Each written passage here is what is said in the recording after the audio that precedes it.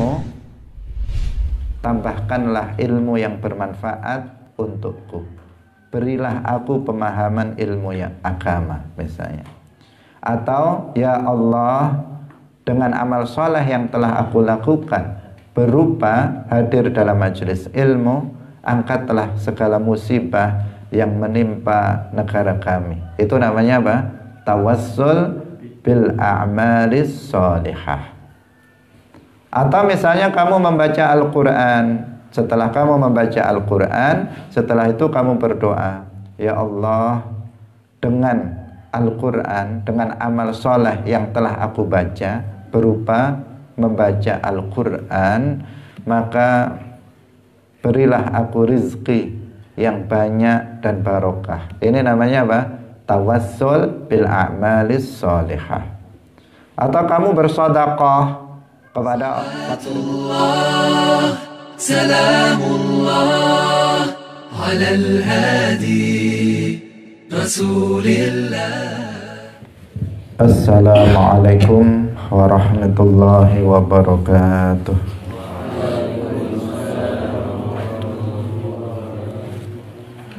Alhamdulillahi rabbil alamin.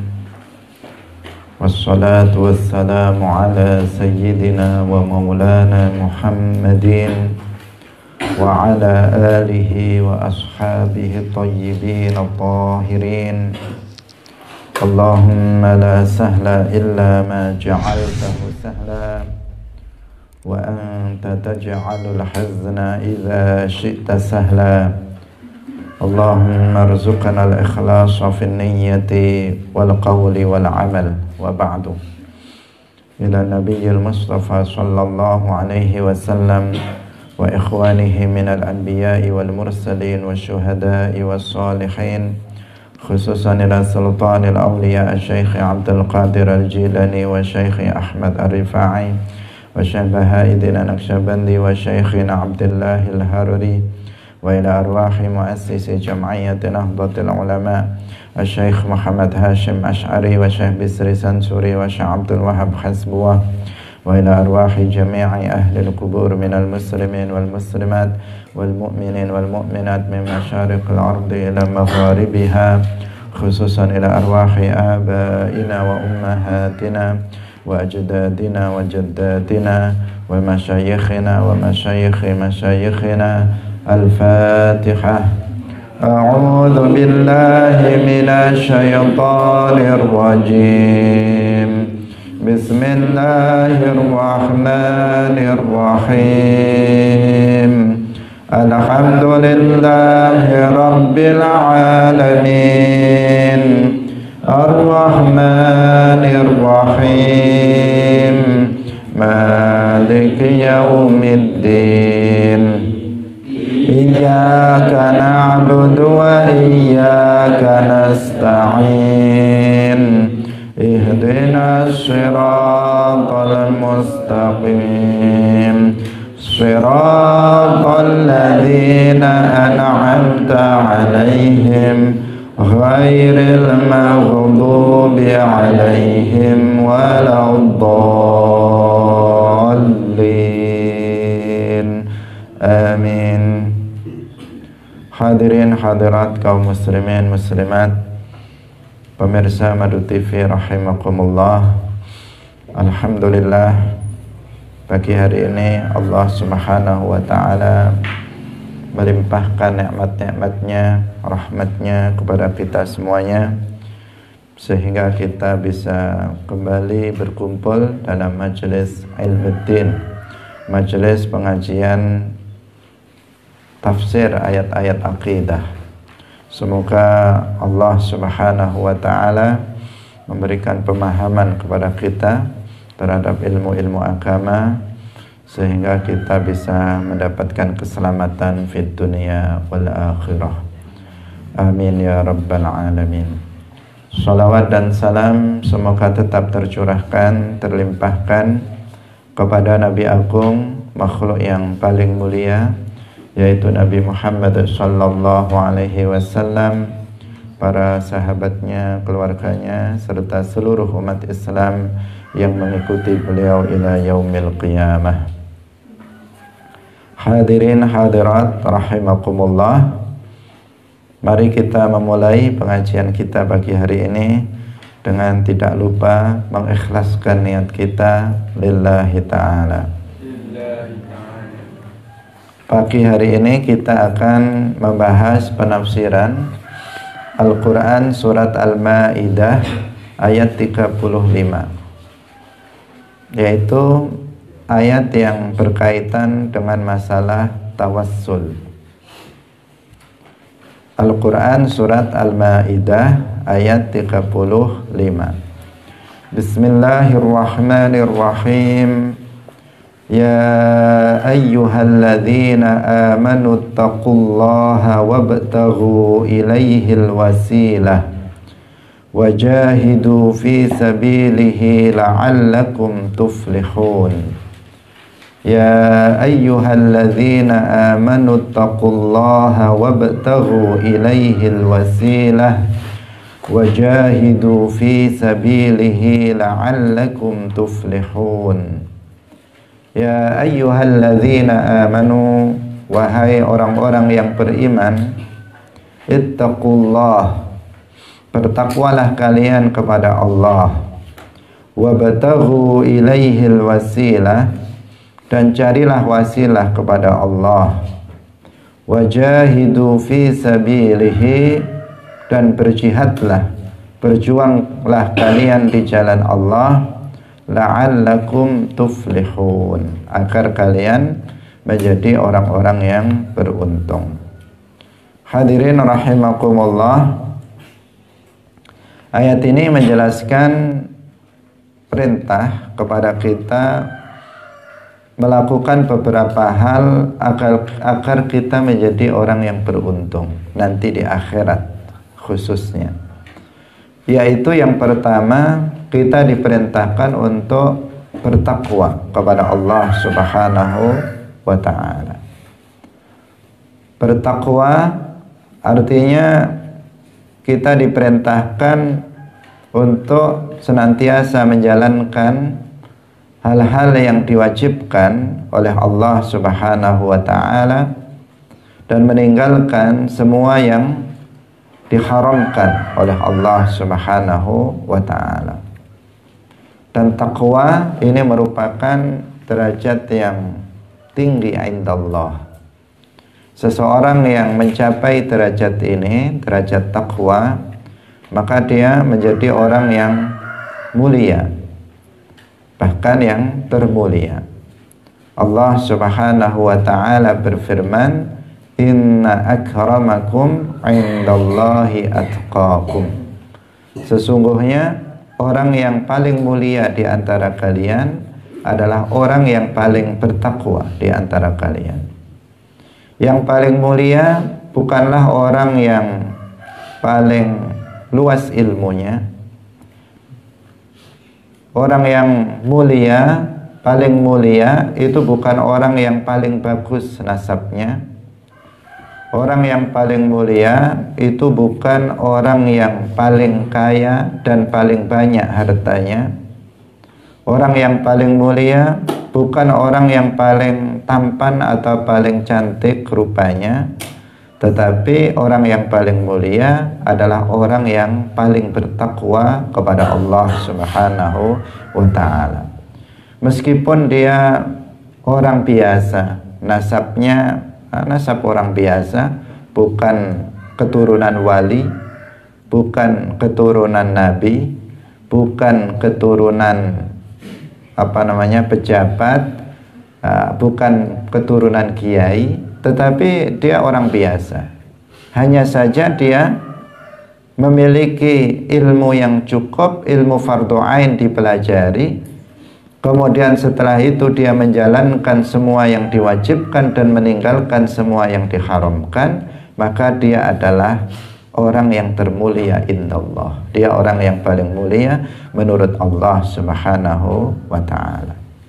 Jadi itu parameternya, itu ukuran kemuliaan indallah adalah orang yang paling bertakwa. Berbeda dengan ukuran manusia.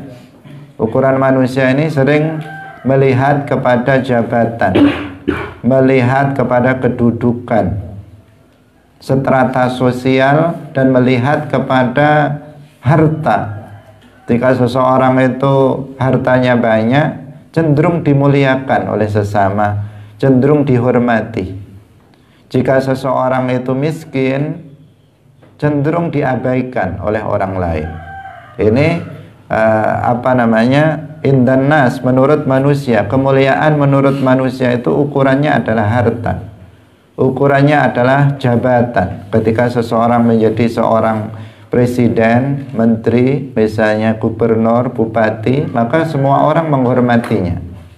Tetapi ketika jabatan itu telah turun, jabatan itu telah habis, maka mereka akan kembali seperti semula, tidak mendapatkan penghormatan sebagaimana ketika dia mendapatkan jabatan tersebut. Itu menurut manusia. Tetapi kemuliaan indallah itu adalah pada takwa. Ketika seseorang itu bertakwa kepada Allah, seperti apapun rupanya, apakah dia orang yang hitam kelam misalnya, apakah dia itu orang yang pekerjaannya misalnya sangat rendah, atau dia orang yang sangat miskin, sudah jelek, miskin lagi misalnya. Tetapi kalau dia itu bertakwa, maka dia adalah orang yang mulia indallah. Itu ukuran. Nah, karena itulah yang bisa kita kejar. Takwa inilah yang kita bisa kejar. Kemuliaan indallah inilah yang bisa kita kejar. Karena kalau kita mengejar kemuliaan indannas, kemuliaan menurut manusia, maka kita akan dibuat capek oleh hal itu. Dan itu pun, kemuliaan itu tidak bisa bertahan lama. Ketika kita misalnya berhasil menjadi orang yang kaya, tetapi orang kaya itu tidak akan terus-menerus seseorang dalam kekayaannya. Ketika seseorang berusaha untuk menjadi orang yang menduduki jabatan yang tinggi, tetapi jabatan juga tidak lama, 5 tahun, mungkin 3 tahun, mungkin 10 tahun, setelah itu selesai. Dia tidak akan menjabat lagi, tidak akan menduduki jabatan itu, dan kemudian dia tercampakkan kembali kemuliaannya menurut manusia. Maka carilah kemuliaan indallah, yaitu dengan menjadi orang yang bertakwa, dengan cara berusaha menjalankan semua yang diwajibkan oleh Allah Subhanahu wa ta'ala, dan meninggalkan semua yang diharamkan oleh Allah Subhanahu wa ta'ala. Nah, kemudian yang kedua, yang ini menjadi titik poin kita dalam pembahasan pagi hari ini, yaitu wabtaghu ilaihil wasilah. Wabtaghu ilaihil wasilah, dan carilah wasilah kepada Allah. Ayat ini memerintahkan kepada kita agar mencari wasilah. Wasilah itu apa? Wasilah itu adalah setiap sesuatu yang bisa mendekatkan diri kita kepada Allah Subhanahu wa ta'ala, yaitu berupa amal soleh dan ketaatan. Jadi Allah Subhanahu wa ta'ala memerintahkan kita untuk mencari wasilah, artinya memerintahkan kita untuk mencari sesuatu yang dalam hal ini berupa amal soleh dan ketaatan yang bisa mendekatkan diri kepada Allah. Mendekatkan diri kepada Allah artinya menghantarkan kita untuk mendapatkan derajat yang tinggi indallah. Itu maksudnya. Karena mendekatkan diri itu bukan artinya dari sisi jarak, karena Allah Subhanahu wa ta'ala ada tanpa tempat. Ketika seseorang mengatakan taqarruban ilallah, mendekatkan diri kepada Allah, artinya dari sisi derajat. Agar seseorang itu mendapatkan derajat yang tinggi indallah, maka seseorang diperintahkan oleh Allah untuk mencari wasilah. selain bertakwa kepada Allah, kemudian mencari wasilah, sesuatu yang bisa untuk menghantarkan dia mendapatkan derajat yang tinggi indallah, yaitu dengan melakukan amal soleh dan ketaatan. Maksudnya seperti itu. Nah, bagi ahlus sunnah wal jamaah, ayat ini merupakan dalil tentang bolehnya seseorang bertawassul dengan amal soleh. Amal soleh seperti sholat, seperti puasa, seperti sedekah, seperti birrul walidain, seperti hadir dalam majelis ilmu, seperti membaca Al-Quran. Ini semuanya amal-amal soleh, amal-amal ketaatan yang bisa dijadikan untuk tawassul, yang bisa digunakan untuk tawassul. Ini yang disebut dengan at-tawassul bil a'malis sholihah, tawassul dengan amal soleh. Hadirin rahimakumullah, dalam hal ini tawassul itu memang para ulama membaginya menjadi 3. Ada namanya at-tawassul bil a'malis sholihah yang tadi sudah kita sebut. Kemudian yang kedua ada at-tawassul bil asma'i was sifat, tawassul dengan nama-nama Allah dan sifat-sifat Allah. Kemudian yang ketiga at-tawassul bizzawatil fadilah, at-tawassul bizzawatil fadilah, yaitu tawassul dengan zat-zat yang mulia, zat-zat yang agung. Nah, yang pertama at-tawassul bil a'malis sholihah, tawassul dengan amal soleh, dengan sholat, dengan puasa, dengan membaca Al-Quran, dengan birrul walidain, dengan hadir dalam majelis ilmu, dan seterusnya. Nah, bagaimana prakteknya tawassul dengan amal soleh itu? Yaitu misalnya kita pagi hari ini hadir dalam majelis ilmu agama. Kita tahu ini adalah salah satu amal ketaatan yang diantara amal ketaatan yang paling mulia. Pahalanya sangat besar. Setelah kita melakukan amal soleh ini berupa hadir dalam majelis ilmu, kemudian kita mengatakan, kita berdoa kepada Allah. Sebelum kita meninggalkan tempat, misalnya kita berdoa kepada Allah. Dengan bahasa Indonesia misalnya kita mengatakan, ya Allah, dengan amal soleh yang telah aku lakukan berupa hadir dalam majelis ilmu, tambahkanlah ilmu yang bermanfaat untukku. Berilah aku pemahaman ilmu yang agama misalnya. Atau ya Allah, dengan amal soleh yang telah aku lakukan berupa hadir dalam majelis ilmu, angkatlah segala musibah yang menimpa negara kami. Itu namanya apa? Tawassul bil a'malis sholihah. Atau misalnya kamu membaca Al-Quran, setelah kamu membaca Al-Quran, setelah itu kamu berdoa, ya Allah, dengan Al-Quran, dengan amal soleh yang telah aku baca berupa membaca Al-Quran, maka berilah aku rizki yang banyak dan barokah. Ini namanya apa? Tawassul bil a'malis sholihah. Atau kamu bersedekah kepada fakir miskin misalnya. Setelah kamu bersedekah, kemudian kamu berdoa, ya Allah, dengan sedekah yang telah aku lakukan, maka angkatlah musibah yang menimpa diriku, angkatlah sakit yang sudah lama aku derita misalnya. Itu namanya at-tawassul bil a'malis sholihah. Nah, ini harus dimanfaatkan. Wabtaghu ilaihil wasilah. Kita harus melakukan itu. Nah, hendaknya kita melakukan itu.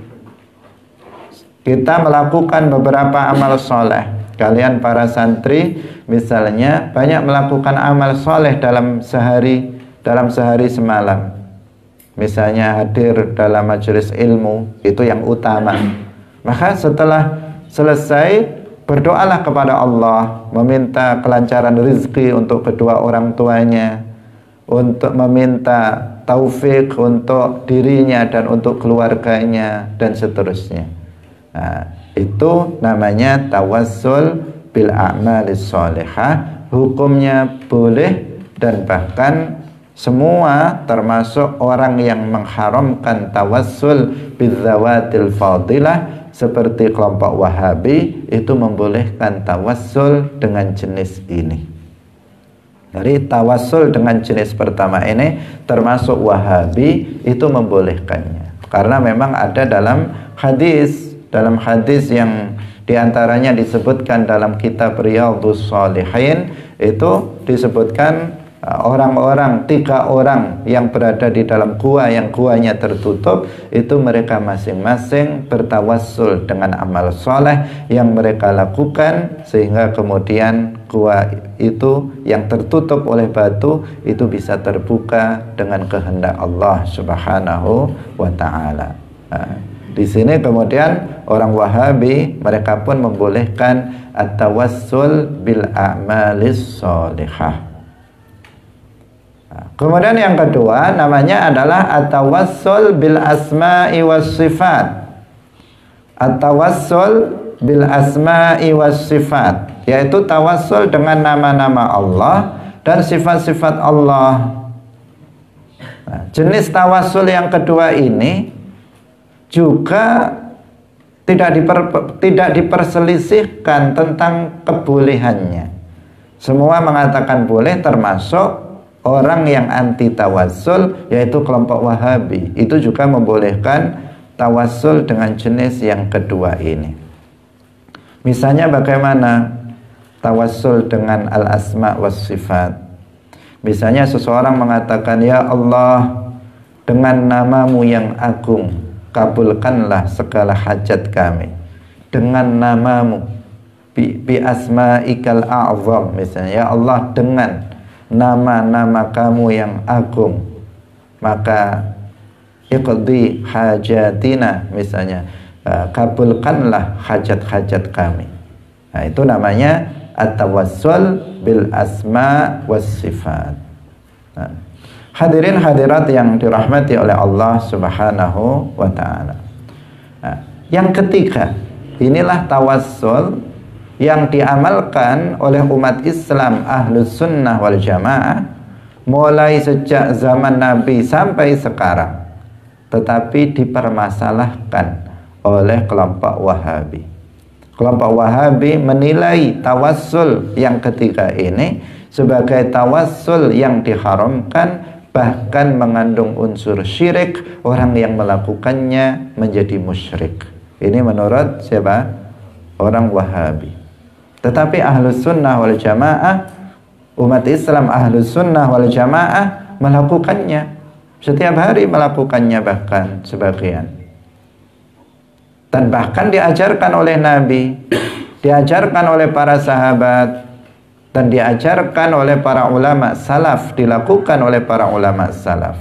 Tetapi orang Wahabi, mereka menuduh orang yang melakukan tawassul dengan jenis yang ketiga ini sebagai orang-orang musyrik.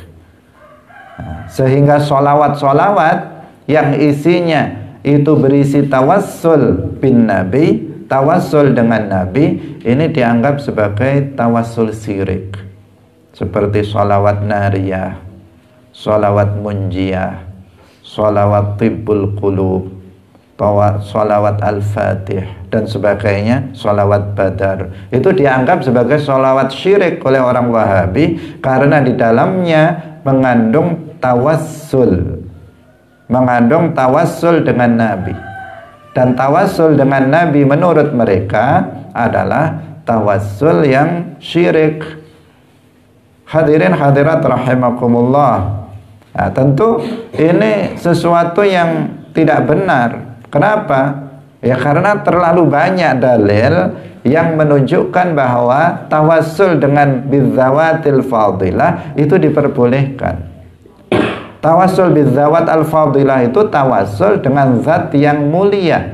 Zat yang mulia itu seperti anbiya war rusul, para nabi, para rasul itu namanya zawat al-fadilah, zat yang mulia, yang memiliki kemuliaan, keutamaan.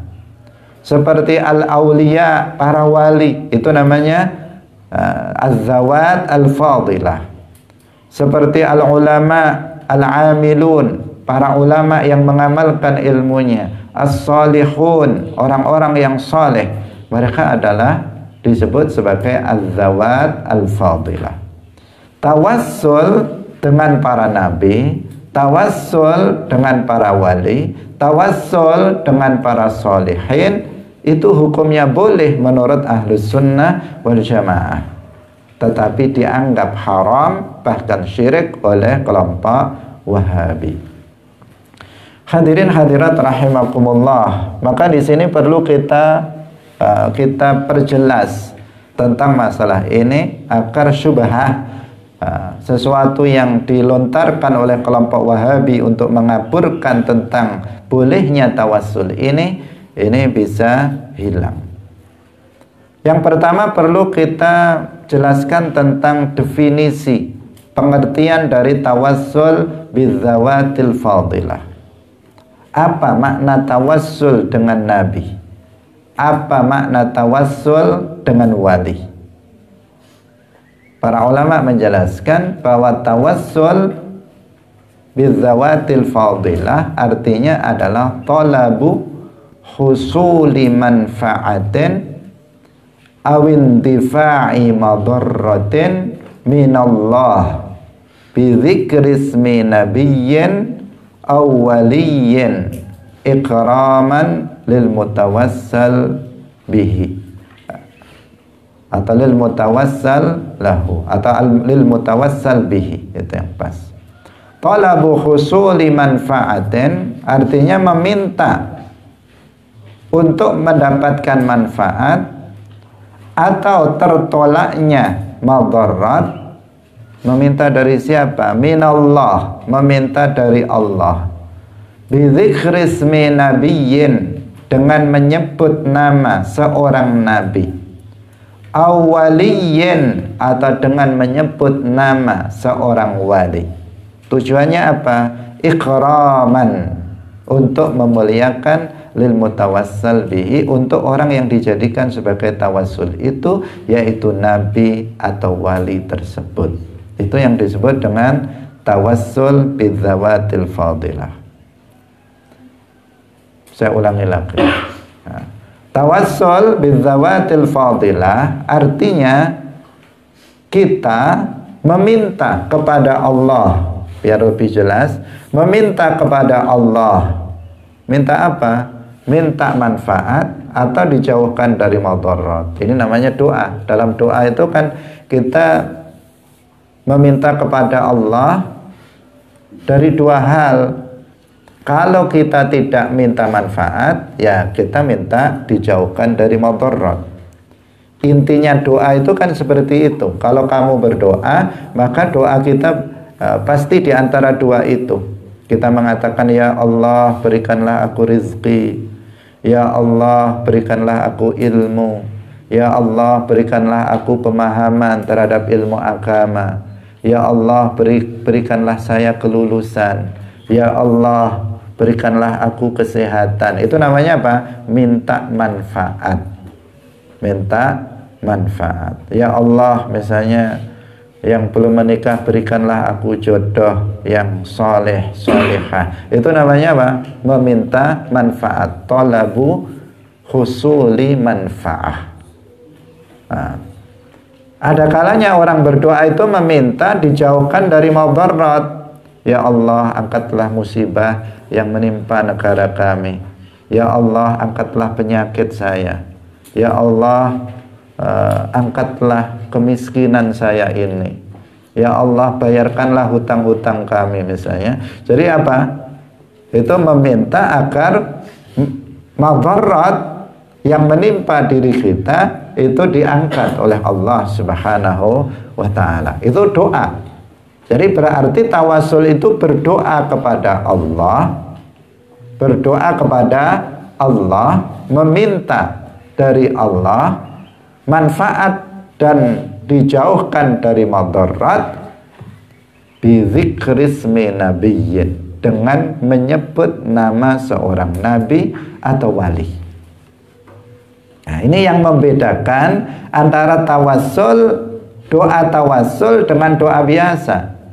Kalau doa secara umum, tawassul atau bukan tawassul itu, berdoa itu ya meminta untuk mendapatkan manfaat dan dijauhkan dari madarat kepada Allah. Itu doa secara umum begitu. Tetapi jika doa tawassul itu tetap dia meminta mendapatkan manfaat dan dijauhkan dari madarat, tetapi dalam doa itu dia menyebut nama seorang nabi atau wali sebagai penghormatan, pemuliaan terhadap nabi atau wali itu. Itu yang disebut dengan tawassul bizawatil fadilah. Nah, misalnya yang sering kita baca, ya Rabbi bil Mustafa balligh maqasidana, itu tawassul namanya. Ya Rabbi, wahai Tuhanku, bil Mustafa, dengan al-Mustafa. Siapa al-Mustafa? Rasulullah sallallahu alaihi wasallam. Ya Rabbi bil Mustafa balligh maqasidana, ya Allah Tuhanku, dengan al-Mustafa Muhammad sallallahu alaihi wasallam, balligh maqasidana. Nah, maka apa maksud-maksud kami, tujuan-tujuan kami, hajat-hajat kami ini sampaikanlah, terkabulkanlah. Nah, kabulkanlah. Hadirin hadirat rahimakumullah. Ini namanya apa? Tawassul. Tawassul dengan Nabi. Ya Allah, bijahi, misalnya bijahi Sayyidina Muhammadin sallallahu alaihi wasallam, antarzuqana rizqan katsiran mubarakan. Ya Allah, dengan keagungan Nabi Muhammad berikanlah aku rizki, misalnya, yang banyak dan barokah. Ya Allah, bijahil Mustafa sallallahu alaihi wasallam, misalnya antufaqihana fid din, engkau berikan pemahaman kepada kami agama dengan al-Mustafa Muhammad. Itu namanya apa? Tawassul dengan Nabi. Nah, kalau tawassul dengan wali, ya dengan menyebut nama wali itu. Misalnya seseorang mengatakan, dia mengatakan, ya Allah, Allahumma bijahi sultanil awliya Asy-Syaikh Abdul Qadir Al-Jilani alimni, misalnya, ilman nafi'a. Ya Allah, dengan keagungan Sultanul Awliya Syekh Abdul Qadir Al-Jilani, berikanlah aku ilmu yang bermanfaat, misalnya.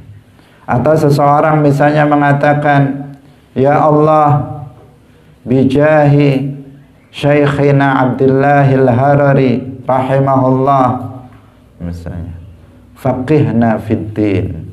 Ini namanya tawassul dengan wali. Atau seseorang berziarah ke makam Sunan Ampel, kemudian di depan makam itu dia mengatakan, ya Allah, dengan keagungan Mbah Sunan Ampel, berikanlah aku rizki. Ya Allah, dengan keagungan Mbah Sunan Ampel, hilangkanlah penyakit dari diriku. Itu namanya apa? Tawassul dengan wali. Nah, bisa dipahami? Tawassul dengan wali atau tawassul dengan Nabi, ini yang disebut dengan at-tawassul bizawatil fadilah. Menurut orang Wahabi, tawassul dengan jenis ini adalah tawassul yang syirik. Nah, orang yang melakukannya menjadi musyrik karena mereka menganggap ini adalah sebuah bentuk ibadah kepada selain Allah. Padahal dalam tawassul itu nggak ada sama sekali unsur ibadah kepada Allah. Kita berdoa kepada Allah dengan menyebut nama seorang nabi atau wali untuk menghormati mereka. Dan sama sekali dalam doa tawassul tidak ada keyakinan bahwasanya nabi atau wali itu adalah pencipta manfaat atau pencipta madarat. Nggak ada sama sekali. Siapa seorang muslim yang ketika dia bertawassul dengan nabi dan wali, kemudian akidahnya berubah menjadi bahwa nabi dan wali itu adalah pencipta manfaat dan madarat? Tidak ada. Tidak ada yang berkeyakinan seperti itu, kecuali orang-orang yang memang tersesat. Umat Islam Ahlus Sunnah wal Jamaah meyakini bahwa an-nafi'u wad-darru huwallah. Zat yang menciptakan manfaat dan yang menciptakan madarat itu hanya Allah Subhanahu wa taala. Itu keyakinan yang ada di dalam hati kita. Itu keyakinan yang ada dalam hati setiap muslim bahwa Allah adalah an-nafi' dan ad-darru. Zat yang menciptakan manfaat dan zat yang menciptakan madarat. Maka ketika kita bertawassul dengan nabi atau wali, keyakinan kita tidak berubah. Keyakinan kita tetap meyakini bahwa Allah Subhanahu wa taala adalah zat yang menciptakan manfaat dan madarat. Adapun tawassul dengan nabi atau wali itu hanya sebagai sebab dari dikabulkannya doa kita kepada Allah Subhanahu wa taala. Hadirin hadirat rahimakumullah. Apa yang dikatakan oleh orang Wahabi dengan mengharamkan atau bahkan mensyirikkan orang yang melakukan tawassul bizawatil fadilah sebenarnya tertolak dari sisi dalil dan juga tertolak dari sisi logika, dari sisi akal. Dari sisi akal misalnya kita mengatakan faida jaza at-tawassulu bil mafduli jaza at-tawassulu bil afdali min babi aula. Apabila tawassul dengan amal, tawassul dengan sesuatu yang lebih yang tawassul dengan yang lebih dimuliakan, atau berbalik, tawassul bil mafdul, kan di sini ada afdal, ada mafdul, ada yang lebih utama, ada yang utama tetapi tidak lebih utama darinya, itu namanya mafdul. Dalam hal ini ada amal soleh. Amal soleh itu sesuatu yang mulia, tetapi Nabi itu lebih mulia daripada amal soleh. Rasulullah Shallallahu Alaihi Wasallam adalah afdalul makhluqat mutlaqan. Rasulullah Muhammad adalah makhluk yang paling mulia secara mutlak. Rasulullah itu lebih mulia dari semua para nabi. Rasulullah itu lebih mulia dari semua para malaikat. Rasulullah itu lebih mulia dari semua amal soleh yang kita lakukan. Rasulullah lebih mulia dari Ka'bah. Rasulullah lebih mulia dari salat yang kita lakukan. Rasulullah lebih mulia dari sedekah yang kita lakukan. Rasulullah lebih mulia dari puasa sunnah yang kita lakukan. Rasulullah lebih mulia dari amal soleh yang kita lakukan. Karena Rasulullah adalah afdalul makhluqat. Kita tahu perbuatan manusia itu makhluk. Perbuatan manusia itu adalah makhluk. Dan Allah Subhanahu wa ta'ala adalah afdalul makhluqat, makhluk yang paling mulia, artinya beliau lebih mulia dari amal soleh yang kita lakukan. Maka secara akal di sini al-amalus soleh dalam hal ini adalah al-mafdul, sedangkan Rasulullah adalah al-afdal. Jika kita boleh bertawassul dengan al-mafdul, kita boleh bertawassul dengan amal soleh, bagaimana tidak boleh bertawasul dengan yang lebih mulia dari itu, yaitu Rasulullah Shallallahu Alaihi Wasallam. Secara akal, bertawasul dengan Nabi lebih utama untuk boleh dibandingkan dengan tawasul dengan amal soleh. Jika orang Wahabi mereka membolehkan tawasul dengan amal soleh, lalu kenapa mereka mengharamkan tawasul dengan yang lebih mulia dari amal soleh, yaitu Rasulullah Shallallahu Alaihi Wasallam? Kenapa mereka melakukan itu? Tawasul dengan amal soleh boleh, tawasul dengan yang lebih mulia dari amal soleh Rasulullah mereka bilang nggak boleh. Logika mana yang bisa menerima hal yang seperti itu? Logika waras mengatakan jika kita tawasul dengan amal soleh itu boleh, maka tawasul dengan Nabi yang lebih mulia dari amal soleh, maka itu lebih boleh lagi. Itu logika yang lurus, logika yang waras. Hadirin hadirat yang dirahmati oleh Allah Subhanahu wa ta'ala. Ini dari sisi apa? Dari sisi logika. Nah, dari sisi apa namanya dalil dari hadis, kalau Al-Quran yang sedang kita bicara tadi, wabtaghu ilaihil wasilah, ayat ini berbicara tentang wasilah tawassul secara umum. Nah, berbicara tentang tawasul secara umum, tidak secara khusus. Nah, kemudian dalil dari hadis itu banyak sekali, banyak sekali. Di antaranya ini yang penting dalil ini karena ini mencakup dalil Ahlus Sunnah wal Jamaah tentang tawasul yang bisa membantah kelompok Wahabi dengan satu hadis ini dengan berbagai syubhah yang dilontarkan oleh orang Wahabi,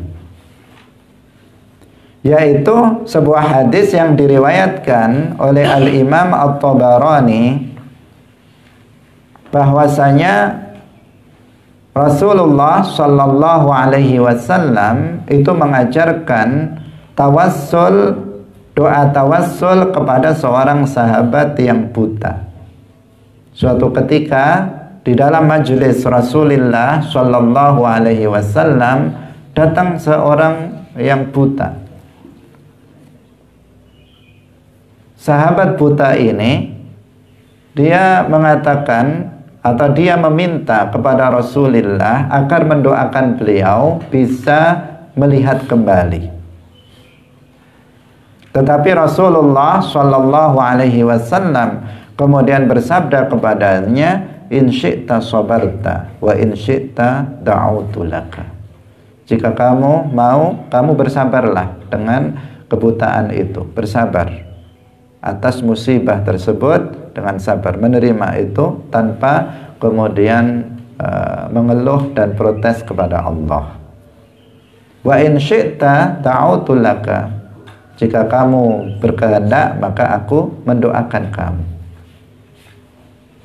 Kemudian sahabat buta ini dia mengeluhkan tentang dirinya yang hidup semata wayang, yang tidak ada orang yang bisa menuntun dia untuk melaksanakan sholat dan seterusnya.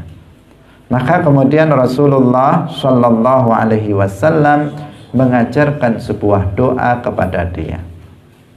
Rasulullah mengatakan, datanglah kamu ke tempat wudhu, fatawadda, kemudian kamu wudhulah di sana.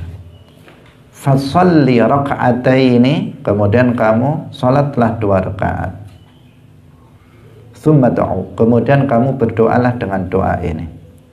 Allahumma inni as'aluka wa atawajjahu ilaika binabiyyina Muhammadin nabiyyir rahmati ya Muhammad inni atawajjahu bika ila rabbi fi hajati lituqdali.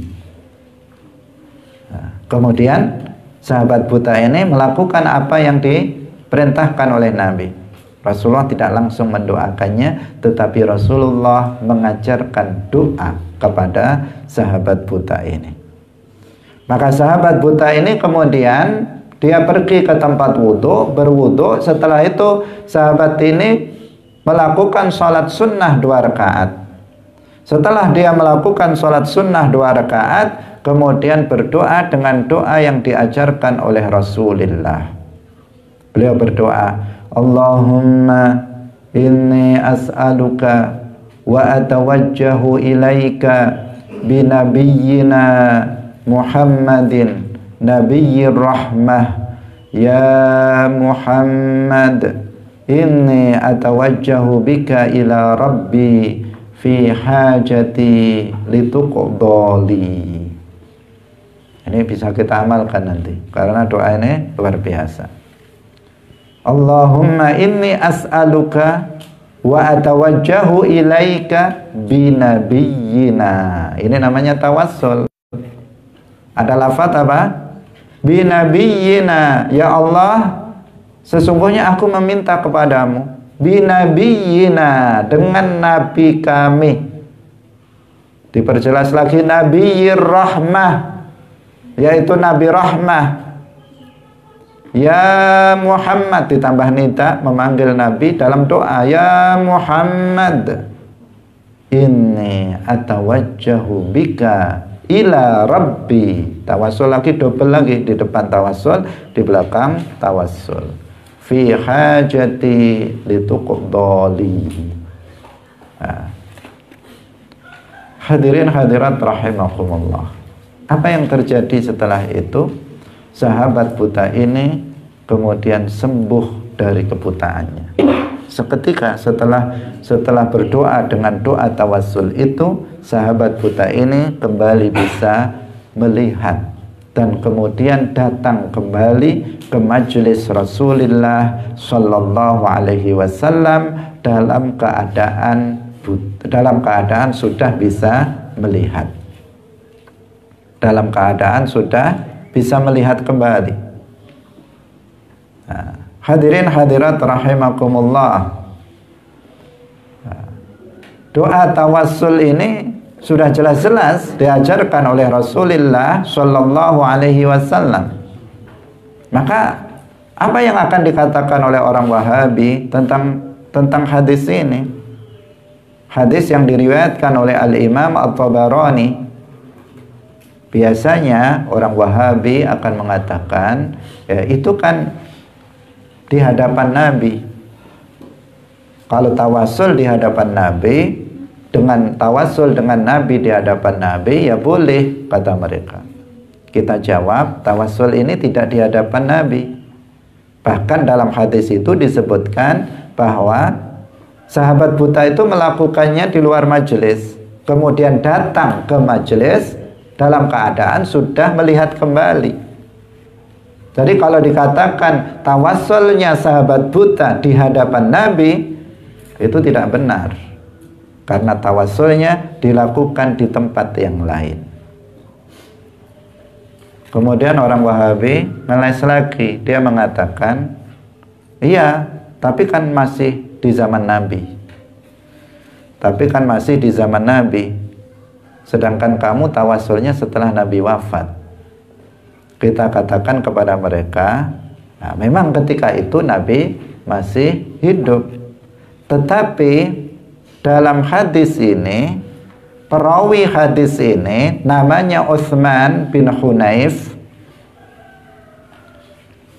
Sahabat Utsman bin Hunayf ini mengajarkan tawassul ini kepada seseorang di masa Sayyidina Utsman ibn Affan, di masa Khalifah Utsman bin Affan, di mana pada masa Khalifah Utsman ibn Affan ada seorang laki-laki yang datang kepada Sayyidina Utsman untuk menyampaikan hajatnya. Ketika itu Sayyidina Utsman sebagai Amirul Mukminin, sebagai Khalifah Ar-Rasyid ketika itu, beliau sedang sibuk Beliau sedang sibuk, sedang mengurus ya, rakyatnya. Banyak sekali pekerjaan yang beliau urus. Bukan bermaksud menyepelekan laki-laki ini, tetapi laki-laki ini datang kepada Sayyidina Utsman dan tidak kunjung diterima oleh Sayyidina Utsman. Padahal laki-laki ini ingin menyampaikan hajat pribadi dia kepada Sayyidina Utsman sebagai Amirul Mukminin ketika itu. Sehingga laki-laki ini kemudian menjadi semacam putus asa. Dia kemudian mau pulang karena dia nggak berhasil menghadap khalifah untuk menyampaikan hajatnya. Kemudian dia mau pulang saja karena dia nggak bisa mau menghadap khalifah. Maka di jalan bertemu dengan perawi hadis ini, yaitu seorang sahabat yang melihat peristiwa di masa Rasulullah, di mana Rasulullah mengajarkan doa tawassul kepada seorang sahabat buta. Perawi hadis ini, Utsman ibnu Hunayf, kemudian bertanya tentang permasalahan yang sedang dihadapi oleh laki-laki ini. Dia pun menceritakan bahwa dia ingin bertemu dengan khalifah, tetapi tidak kunjung untuk bisa menghadap khalifah. Utsman ibnu Affan radhiyallahu anhu. Maka kemudian sahabat Utsman bin Hunayf, perawi hadis ini, kemudian mengajarkan doa yang diajarkan Nabi kepada sahabat buta kepada laki-laki ini. Kamu datanglah ke tempat wudhu, kemudian kamu berwudhulah dan kemudian sholatlah 2 rakaat. Setelah itu kamu berdoalah dengan doa ini. Allahumma inni as'aluka wa atawajjahu ilaika binabiyyina Muhammadin nabiyyir rahmah ya Muhammad inni atawajjahu bika ila rabbi fi hajati lituqdali. Akhirnya laki-laki itu melaksanakan saran dari sahabat Utsman bin Hunayf. Laki-laki itu datang ke tempat wudhu, kemudian berwudhu, sholat dan berdoa dengan doa tawassul ini. Setelah selesai dari doa tawassul, kemudian dia datang lagi kepada Sayyidina Utsman ibn Affan. Apa yang terjadi? Begitu laki-laki ini datang, langsung penjaga pintu membukakan pintu rumah Sayyidina Utsman, kemudian langsung dipersilahkan masuk dan langsung didudukkan di depan Sayyidina Utsman, ditanya apa keperluanmu. Dan keperluan orang ini langsung dipenuhi oleh Khalifah Sayyidina Utsman ibn Affan. Ini jadi bagaimana? Ini Rasulullah sudah wafat. Rasulullah sudah wafat. Tetapi seorang sahabat Nabi mengajarkan tawassul ini setelah wafatnya Rasulullah kepada seorang laki-laki yang memiliki hajat kepada Sayyidina Utsman ibn Affan. Artinya apa? Tawassul setelah wafatnya Nabi itu diperbolehkan. Kalau nggak diperbolehkan, bagaimana sahabat Nabi Utsman ibn Hunayf mengajarkannya setelah Rasulullah wafat? Hadirin hadirat yang dirahmati oleh Allah Subhanahu wa taala. Kita boleh mengamalkan doa ini karena doa ini terbukti sangat dahsyat dikabulkan. Orang yang matanya buta bisa melihat dengan tawassul ini. Orang yang matanya buta bisa dikabulkan oleh Allah, bisa melihat kembali dengan sebab berdoa dengan doa tawassul ini. Seorang laki-laki yang memiliki hajat yang sangat mendesak bisa dikabulkan dengan sebab membaca tawassul ini.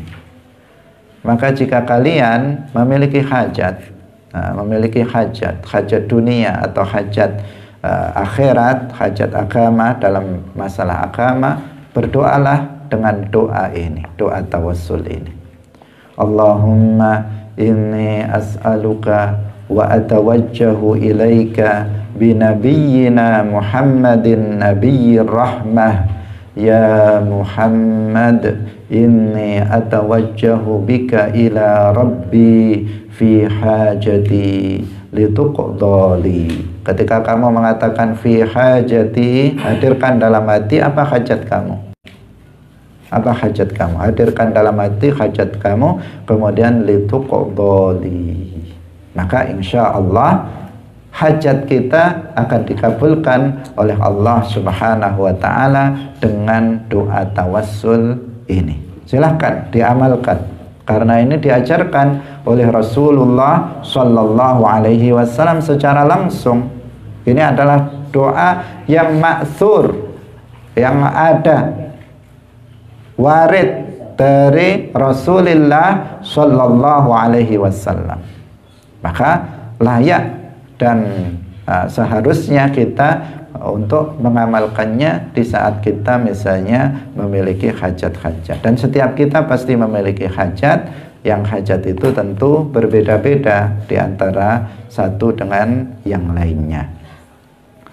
Hadirin hadirat yang dirahmati oleh Allah Subhanahu wa Ta'ala. Jadi tawassul di hadapan Nabi jelas boleh. Tawassul di masa Nabi tidak di hadapan Nabi juga boleh. Tawassul setelah wafatnya Nabi itu juga diperbolehkan. Tidak ada yang melarang. Dan ini hanya satu di antara sekian banyak tawassul yang dilakukan dan diajarkan oleh Rasulullah Sallallahu Alaihi Wasallam. Hadirin hadirat yang dirahmati oleh Allah Subhanahu wa Ta'ala. Tetapi yang perlu kita tekankan di sini bahwa ketika seseorang bertawassul dengan nabi atau wali, akidahnya tidak berubah. Akidahnya tidak berubah. Kita ketika tawassul dengan nabi dan wali, kita nggak meyakini nabi dan wali itu sebagai pencipta manfaat, pencipta madarat. Kita tidak meyakini bahwa nabi itu bisa menciptakan kesembuhan. Kita tidak meyakini bahwa nabi itu bisa menciptakan rizki. Tidak. Tetapi kita menyebut nama mereka adalah untuk memuliakan mereka dalam doa kita, bukan dalam rangka meyakini bahwa mereka adalah pencipta manfaat ataupun madarat. Ini yang penting untuk digarisbawahi, dan itulah keyakinan umat Islam, aqidatul muslimin. Nah, tawassul itu menjadi boleh karena memang diajarkan oleh Nabi, sehingga kita menyebutnya sebagai sabab syar'i, dikabulkannya doa, sabab yang dituntunkan oleh syariat Islam untuk terkabulnya doa seseorang. Nah, semoga bermanfaat. Barakallahu fikum, wallahul muwaffiq ila aqwamit thoriq. Wassalamualaikum warahmatullahi wabarakatuh. سلام الله على الهادي رسول الله.